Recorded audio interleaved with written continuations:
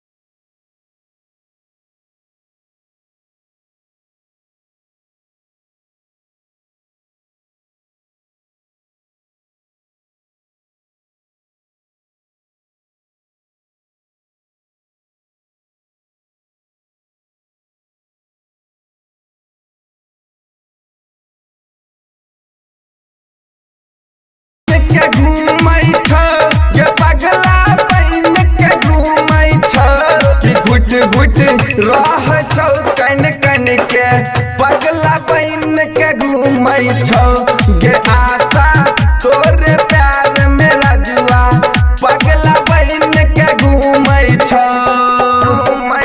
Khushi recording studio Balua.